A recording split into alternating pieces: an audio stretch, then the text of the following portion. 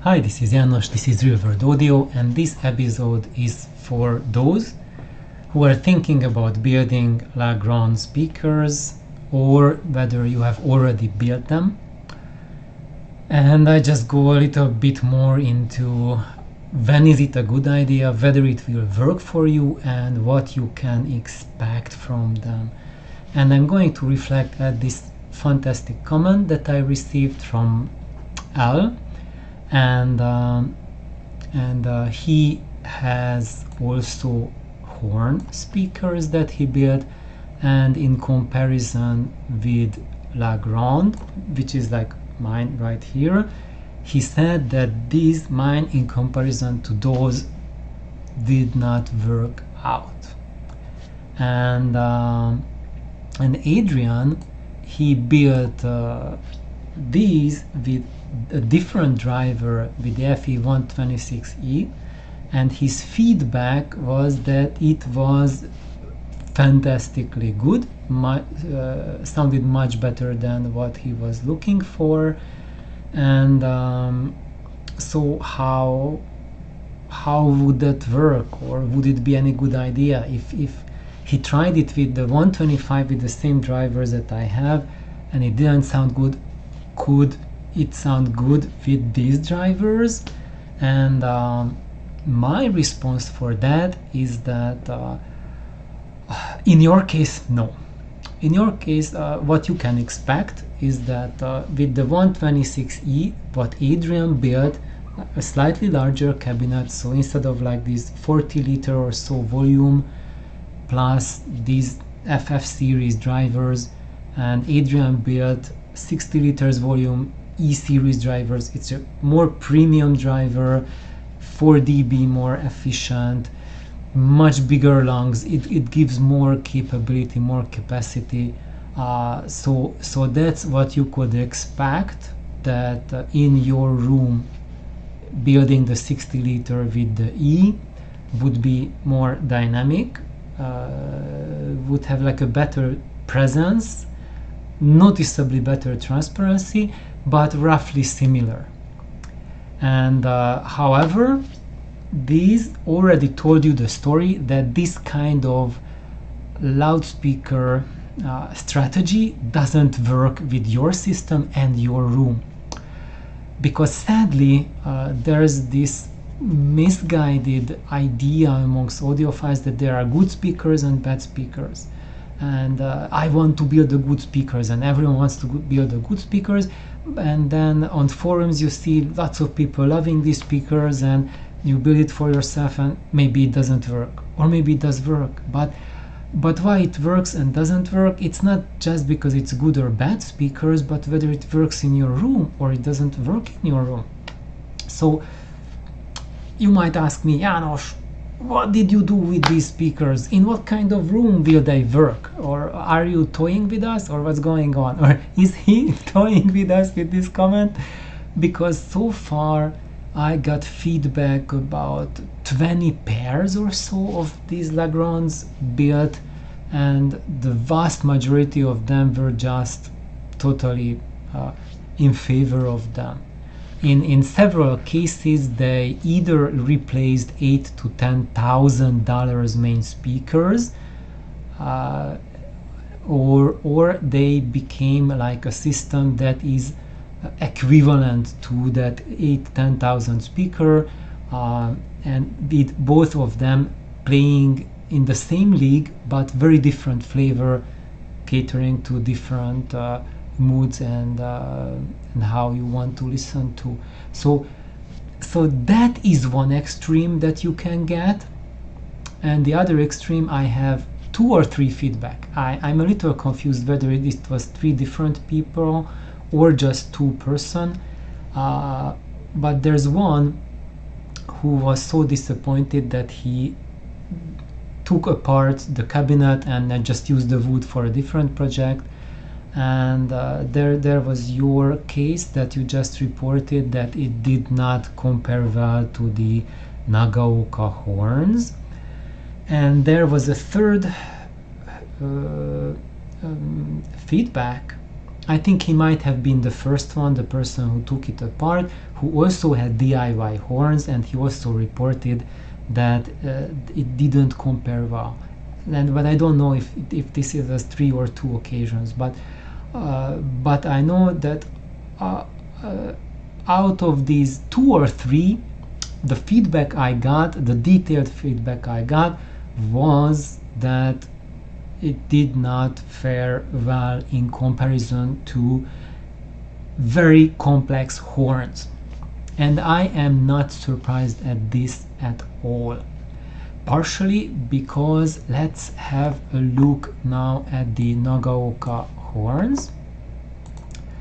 So this is how they look like. Maybe let's just increase the size so that we can have a look. So this is what he was talking about, the Congo horns, and they are 6 feet tall, 100-liter internal volume.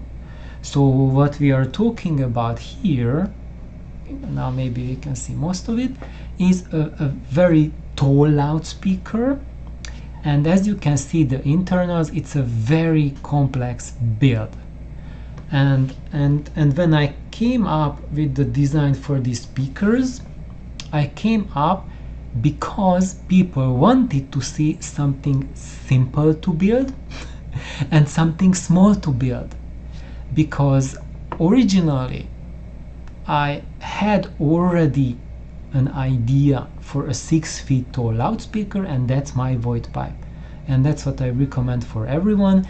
And if you want a fair comparison and you want to compare this horn to another speaker that plays in the same weight, like if they were like boxers, then this is like a heavyweight group, and you want to compare it with another heavyweight, not a featherweight, because it will knock out the featherweight just without a second thought.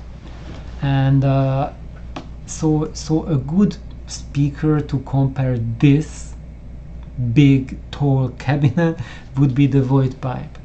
And if you want something that works in your room, works with your system, and will be maybe a potential match, could be a void pipe, but I'm not sure if it would work in your room or not. I think what you are experiencing, that this horn matches your room and your system really well. I would really, in your place, I would just keep them as the final speaker. And if I wanted to improve on it, I would go for the one that uses bigger drivers, and that gives the ability to enjoy what you already have, but at a bigger scale. So I would scale up to the FE 206 EN. Now here we don't see it. Let's just go over here. That one. You see? 206 EN. This one. So in your place, I would go for this cabinet as an upgrade, and this would give you like stronger lungs. So what you have already now, but it has the ability to get you like bigger headroom, quite a few dB louder headroom, and a lot more authority and weight to what you already have. So for you, that's the way to go up. And the way to go with the bass reflex speakers, you are going to go down for the very simple reason because you are losing the efficiency that the horns give you. And with a 6 foot tall horn, you are getting the advantage to get really deep bass response, and now your only limiting factor is just the excursion of the cone limited by the small surface, and you can get over around that by increasing the driver size so it can just expand the potential more.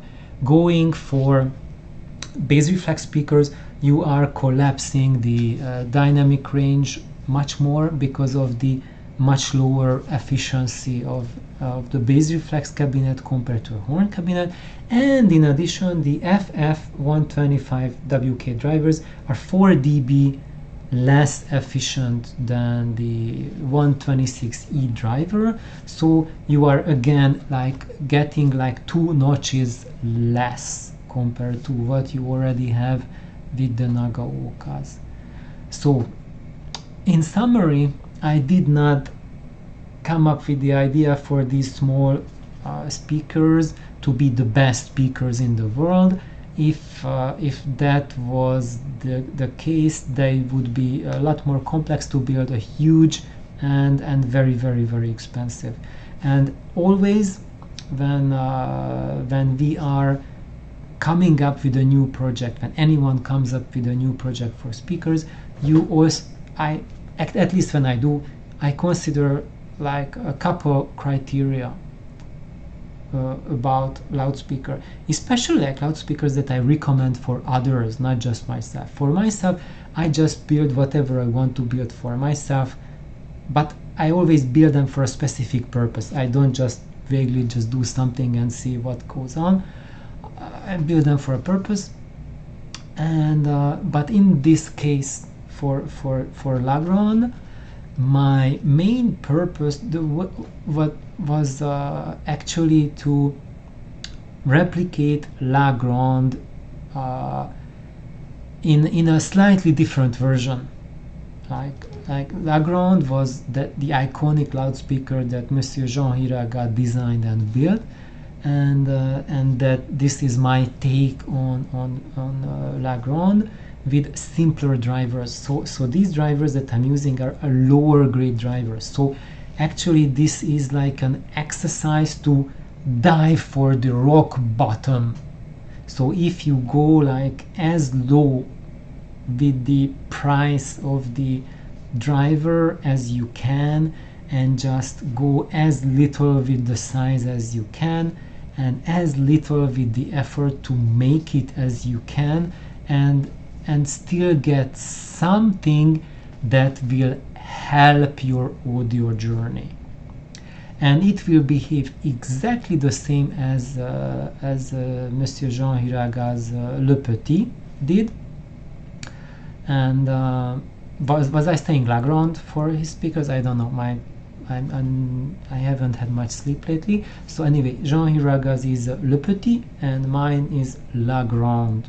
So the small and the big, and I gave it the quote-unquote big name like Lagrange because it's a little bit bigger than Jean Hiraga's Le Petit, but both of them are about the same size and kind of smallish speakers. And what did I want? I think I just lost my train of thought here, but actually I found it again, because people have already realized with Jean Hiraga's Le Petit that they are indicator loudspeakers. And what does that mean? It doesn't mean that Jean Hiraga's Le Petit will always be a phenomenal loudspeaker, no. However, what it will do is that it will report when you have an amplifier and a room that is conducive to giving you exponentially better results, to catapult your audio journey. And that was my main idea of the Lagrange concept as well, that they are reporter speakers, indicator speakers that will be guides for your audio journey, and they will be guides that will guide you towards a more favorable amplifier, more favorable system, more favorable room building strategy, and they will tell you, are you going towards a road that will allow you to fulfill your audio gear's potential more or less. And what is really important about that is that I think this is something that is missing entirely in the field of audio. You do not have these kind of like lighthouses, like beacons that guide you on your audio journey. but I think everyone should have something like that. And it's not that these will be your last speakers, or maybe you will like them at all, but if you don't like them at all, that's a beacon for you that it doesn't really mean that you're going towards something bad, or your system is bad, or your room is bad, but it definitively tells you something, that your system synergy and room synergy is something very, very, very, very, very different from that kind of synergy that will take you towards the path that I'm talking about. So it means that you are walking a diametrically opposite path compared to what I'm taking. It doesn't mean anything less, anything more. And when I'm talking about things and doing recommendations, if you already have good sound with La Grande, then they will be absolutely dope for you and will take you to Nirvana and beyond. But if La Grande doesn't work for you, then my advice that I'm giving will be just give you just really tiny usability. So I think that's the most important bit about these speakers. And as always, myself. So it was not just others with Le Petit, but myself with La Grande. I have experienced the exact same thing. That it's not, when they sound bad, it doesn't mean that these speakers are bad. Because if I haven't heard this myself, I probably wouldn't believe it. Well, actually, I would believe it. I'm not someone who, if someone tells me an account, the first thing I think of it is not that person must be lying or cuckoo or has no hearing, whatever. No, that was a report that I received. So I'm going to think about it, what happened there, and what could have caused that effect to happen. And I try to learn from it and think about that. And I have experienced this phenomenon myself as well, that here in this room, these speakers sound absolutely mediocre, like bottom rung of entry level audio. Not even audiophile. It's just like bottom rock bottom troller type of bottom. Okay, it's like not even considering, like would not recommend to anyone. Just go to Goodwill or Savers and buy a $10 used speaker, and you'll be probably just as happy with them. Actually not. They sound they have much better tonality than that, but for most people they don't care about tonality at all, so they will be just as happy with a $10 used speaker as with these. However, in my living room, in my main system, and even with the same amplifier I'm using here, so it's not just that the system is different, same amp, just different room, these sounded freaking phenomenal. So good that I have 2 speakers or maybe 3 in the world that I would rather have than these in my living room.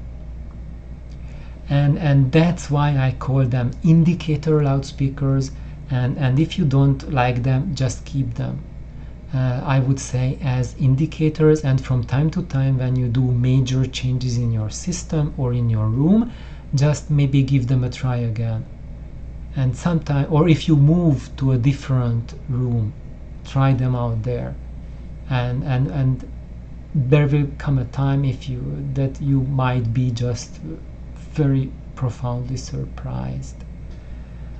And one thing that I can guarantee is that if you notice that these start sounding much better after some improvements, then what you can also know is that these ones, if you build these horns, they will also sound way better. And that's one thing. What else?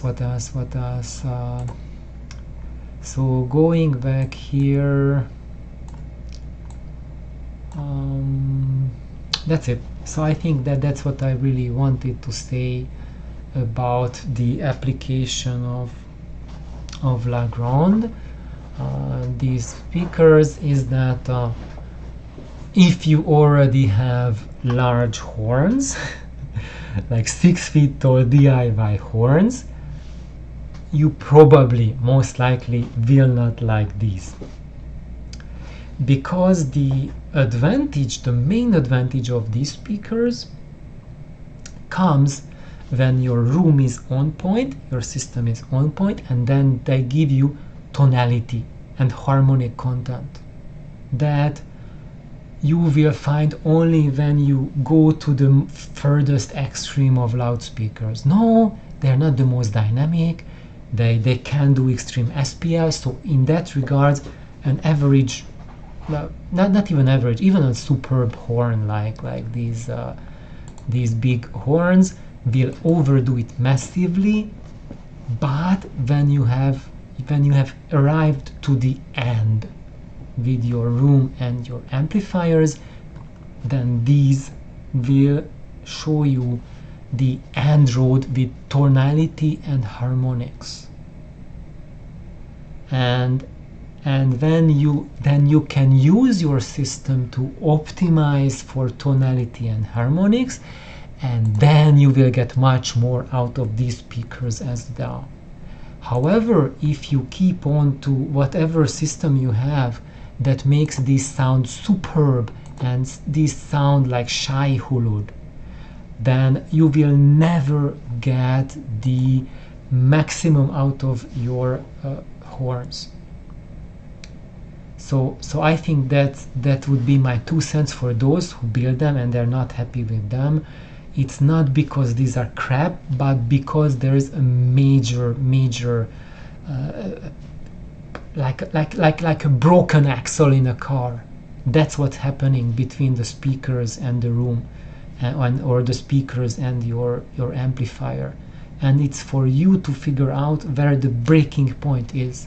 And when you fix that breaking point, it's not just that these will sound absolutely surprising, that like a night and day compared to what you experienced, but your other speakers will also come up a lot.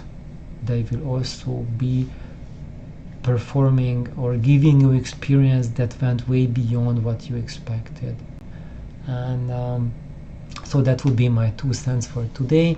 And in case people were wondering why I wasn't making many videos during the past 2 weeks, I'm going to show you something, and I'm going to show it because I know that there's many of my viewers who are here only to watch the cats. And this is about Sylvester, and he is now our 3rd cat. And Sylvester, he's been our co-worker.